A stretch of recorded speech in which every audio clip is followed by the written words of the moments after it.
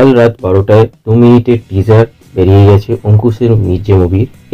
এই মুভিটার টিজারটা সবচেয়ে ভালো দিক হলো যেখানে হাইলাইটটা শুধু অঙ্কুশের ওপর নয়, অনেকগুলো ক্যারেক্টারের ওপরও রাখা রয়েছে।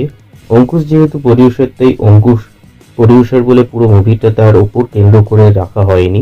একটা ভালো কমার্শিয়াল মুভির জন্য সবচেয়ে ভালো জরুরি দিকটা হলো গল্পটা সব থেকে ভালো হতে হবে, আর সেখানে মেকার্সরা খুব ভালো করে গল্পটা বানানোর চেষ্টা করেছে, যেটুকু টিজারটা দেখে বোঝা যাচ্ছে, কারণ ট্রেলার এখনো বেরোয়নি। টিজারটা জুড়ে আগে পুরো গল্পটার প্রত্যেকটা ক্যারেক্টারগুলোকে দেখানো হয়েছে এবং তার প্রত্যেকটা ক্যারেক্টারের নামও দেওয়া হয়েছে। যেমন প্রথমে ঋষি কৌশিককে দেখানো হয়েছে, যেখানে তাকে পুলিশ অফিসার বলে আমার মনে হচ্ছে, এবং ঐন্দ্রিয়াকে দেখানো হয়েছে, তাকে কুইন বলে ইন্ট্রোডিউস করানো হয়েছে। কৌশিক গাঙ্গুলিকে দেখানো হয়েছে, যেখানে তার আগে একটা জিপের শট দেওয়া হয়েছে।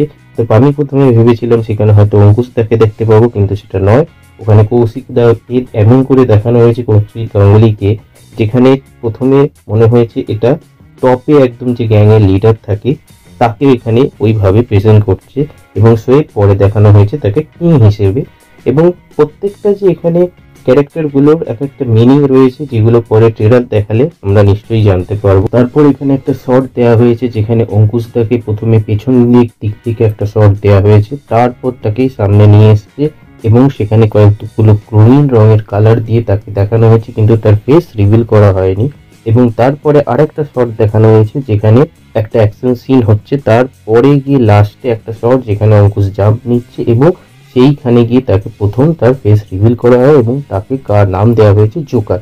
মানে ফার্স্টে এইভাবে দেখানো হলো, যার ফলে জোকার ক্যারেক্টারটা এমন ভাবে মনে হচ্ছে আমার যে গ্যাংয়ে প্রথমে ঢুকবে এবং তারপরে একে একে এলিমিনেট করতে থাকবে এবং উপরে ওঠার জন্য, এবং হয়তো কোনো অঙ্কুশদারও একটা এখানে ব্যাক স্টোরি থাকবে, যেটা ইম্প্যাক্ট দেবে গল্পের মধ্যে, এবং পরে যে গ্যাংয়ের যে মেন টপে রয়েছে তার সাথে একটা শত্রুতা থাকবে, যার ফলে গল্পটা আরো এগোতে থাকবে।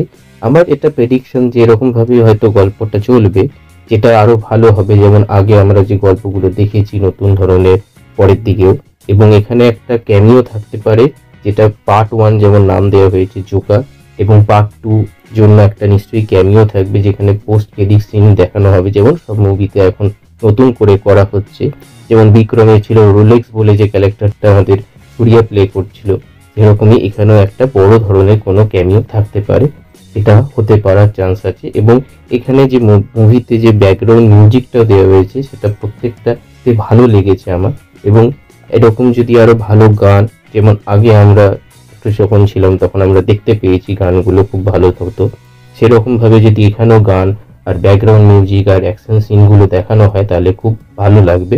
এবং এর আগে যদি কোনো মুভি এরকম কমার্শিয়াল হয়েছিল যেটা ভালো লেগেছিল, সেটা হচ্ছে অঙ্কুশদারই ভিলেন বলে মুভিটা, সেটা খুবই ভালো হয়েছিল। তারপর থেকেই গ্রাফটা নিচে যেতে থাকে এবং আর কোনো ওইভাবে কমার্শিয়াল মুভি এই বাংলা ইন্ডাস্ট্রিতে দাঁড়াতে পারছে না। লাস্ট দশম অবতারটা খুব ভালো লেগেছিল। আস্তে আস্তে বুমেরাং বলে যে মুভিটা আসার কথা ছিল সেটা পিছিয়ে গেছে, এই বছরই বেরোবে দুটো মুভি, এবং পরে যে দেবের খাদান বেরোবে, সেটার জন্য আমরা অপেক্ষা রইলাম। আপনার যদি এই ভিডিওটা ভালো লেগে থাকে তাহলে কমেন্ট করবেন যে আপনার কেমন লাগছে, আপনি কি এক্সাইটেড মির্জা দেখবার জন্য, যেটা এবারে এই বছরের মিডে দিন বেরোবে। এবং আমি তো এক্সাইটেড আছি। এবং ডেডপুলের ওপর আমি মুভি তো নয়, ওটা ট্রেলার ছিল, ট্রেলারও না, টিজার বেরিয়েছে, ট্রেলার তো পরে বেরোবে। আর ওই মুভিটা আসবে জুলাইতে। তো আপনারা যদি ডেডপুলের রিভিউ দেখতে চান তো প্লে লিস্টে আছে, আপনারা গিয়ে দেখে নেবেন।